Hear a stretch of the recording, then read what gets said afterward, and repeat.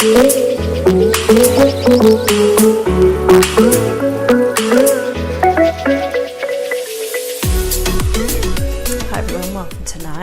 if anyone jumped on and they saw that 1 second blip of me on. I forgot to put the mic on. Try and remember not to touch it so that you don't hear all the screech. So on Saturday, I missed Friday. Saturday I was talking about the why, what's the driver when we're looking to find success in a chosen field. So why is the thing that drives us, that keeps us going when it gets a little bit tough and frustrating and all the challenges come in that sort of really challenge, what am I doing this for? So that's why you need your why. This part is about the how. So naturally we need to know the steps in the process. Now, in NLP, which is neuro-linguistic programming, there's a thing called modelling. So regardless of whether you call it modelling, imitating, copying, it all essentially is the same thing. Each of those terms come with a slightly different tack to it. But look, modelling is a compulsion of the human species. We do it from a very young age. It's the very reason that we actually learn to walk upright. Just like as you see in the movie Tarzan, if we were raised by apes, we would be crawling around on all fours. It's simply because we model. So we look to others to imitate. A lot of animals do it. So it's not just humans, birds, dogs, a lot of mammals. So what's going on with all of them is this internal map. So this internal map is brought in by our 5 senses, or a little bit more, depending on how you look at it. Dogs obviously have a very keen sense of smell. That's not to say that we don't have the ability to pick up more through our smell, but naturally most of us think about our sight, our hearing and our touch as being the main sensory organs that feed us this internal map that helps us to learn how to mimic somebody else, particularly our parents as we're growing up. So in the world of NLP, one of the co-founders, John Grinder, he came up with a 5-step process. The first 3 are the main ones to really think about for this. The first one is to find yourself a genius. So genius isn't any particular definition. I'm not going to name a list of famous people to say you should model this genius or that genius. Genius is in everybody. So each of us has our own unique talents. For example, you may go to a P&C meeting and there's that one parent who just seems to have this knack of calming the situation down when everything starts to get a bit explosive. They don't have to say much, they just have this ability just to settle things down. Or likewise, you may find somebody who's fabulous with kids, like they just, like that, pick up instant rapport whenever a child's around. That's genius in that particular area. So you don't have to go looking at, say, Cristiano Ronaldo to say there's genius. So there's genius in all of us. It just depends where your interest lays and what it is you're trying to replicate. So the next part is unconsciously assimilating a pattern. So big words, but it's essentially taking on board the things that this person is doing. So it breaks down into watching what they do, talking to them, actually being there and watching them do what they do. So say for me, like doing speaking and presenting, if there was somebody I was looking to, I would go to their workshops, I would sit in their classes, I would speak to them, probably even do an interview with them and record it, because what we take in firsthand is quite often different to what's happening. So it's a really good idea if you're wanting to go on this path of being successful and imitating the behaviours, the beliefs, the values of this person that you're emulating, then video it so you can watch it back, because there's so many things that you'll find you missed firsthand. So the next part is obviously practicing. So practicing in like a parallel context. So you want to be able to essentially imitate this person. So you're not becoming this person, you're still you. So like I said on Saturday, all those years of neurological conditioning just aren't going to be undone. They can't be, because you are who you are. When we mimic or imitate somebody's behaviours, we're trying to create a success in a particular field. It doesn't mean that you'll become that person. One of the examples I gave on Saturday was Ray Charles, who was famously quoted as saying that he ate, he breathed, he did everything Nat Cole. But of course we know Ray Charles was a very different performer to Nat Cole. They're two very different people, and if I hadn't mentioned that or you hadn't read it, you may not have even been aware of it. So Ray Charles did not become Nat Cole. He still was his own artist in his own right, but he could see a path to success that he could imitate by eating, breathing, doing everything Nat Cole. And that's what we need to do. That's our quickest way to success, is to find that person in the chosen field and start to imitate their behaviours, take on their beliefs.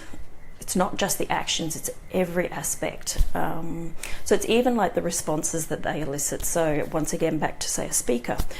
If I see somebody presenting in a certain way and I can see the response that they're eliciting, I want to be able to generate that same response in order to be successful. Again, it doesn't mean I'm taking on board that I'm that person, but because of the actions, it might be the tone of my voice, it might be my hand gestures, it could be a range of things that will elicit a certain response that can be replicated by myself or somebody else who is learning all these steps and patterns of someone who you consider a genius in that field. One of the things that stops us, unfortunately, as adults is we have so much assumptions within us. So we've gathered all this knowledge and we have so many assumptions about things. We have this internal map going on that filters everything that comes in. We impose language on experiences, so we presume or make assumptions about things all the time. But the biggest thing that stops most people from being successful is fear of making a fool of yourself. So people hear the term fear of failure, but it's essentially a fear of making a fool of yourself. You know, adults just don't like to make a mistake in public. Kids, on the other hand, they don't have a problem with it. They just see it as a normal part of learning. They actually want to make mistakes because they know that that is going to get them that one step closer to what they want to achieve. Take, for example, kids in the playground, particularly primary, and they're learning something on one of the monkey bars. So they might be learning to hang upside down, or they might be learning to, spin around the fireman's pole. They don't give up. If they hop on and they slip straight to the bottom and fall on their butt, they don't care. They laugh about it, they climb back up, and they give it another go. There'll always be somebody to give them feedback.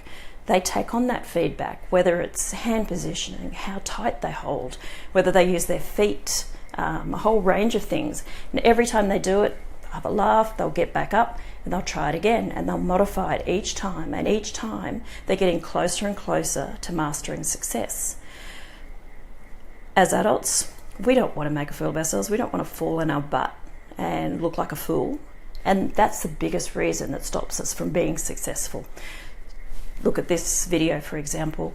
I could say, oh my God, I'm never going to do that. I could make a fool of myself, and it's out there for the big wide world to see. I'm not going to be successful at it or skilled at it if I don't practice it, or if I don't occasionally fall on my butt and learn something from it.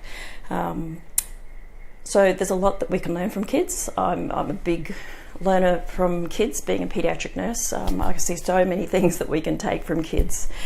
So essentially, if you want to achieve something, you've got to be prepared to fall on your butt a few times. That's just part of the path to getting to success. This loop then will continue. So you'll start to assimilate these things about someone who you admire, so a genius type person. Then you will practice it, and you'll loop back and you'll assimilate something else, and you'll bring that into your practice, and you'll practice it, and over again you just keep doing this until eventually, like I said, you start to elicit the same responses that this genius is getting when they're, whether it's kicking a soccer ball or presenting or singing or whatever the activity is. Then we essentially coat it, we put it all together, and all of a sudden we have success. But unless, as I said, we're prepared to take that time to assimilate with that genius, understand beliefs, values, what their practices are. A good example is my son does athletics. So something he does is he religiously follows Usain Bolt and Cristiano Ronaldo. He could tell you, I think, what these guys have for breakfast. So he wants to be a professional footballer, but it's not so much he wants to be Cristiano Ronaldo, but he can see that Cristiano has success. He knows that he didn't get it handed to him. Of course, there's obviously times where people are in the right place at the right time, money, all those things, but it still takes work. It doesn't matter who you are and how much money you have, you still have to do a certain steps to acquire the skills to be able to do what you do. So he takes on board absolutely everything from social media, because obviously he can't sit down in a room and talk to these guys.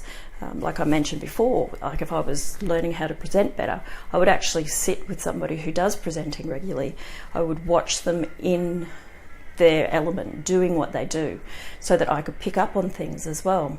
But in the absence of that, there's no reason you can't look to people within the media and learn what they do. So that's what Finn's doing. He models what they do in their diet, in exercise, everything. He's a little bit obsessed, I have to say. But my point is, it's this loop, and it's the quickest way to success is to pattern what these people are doing who are successful in the field that you're interested in. Practice it, get the feedback, understand what you're doing well, what you're not doing well, and don't be afraid to fall on your butt. So that's it for tonight. If you like it, share it out, and I look forward to seeing you all on Wednesday night. It'll be back to normal time at 8 o'clock. Thanks, guys.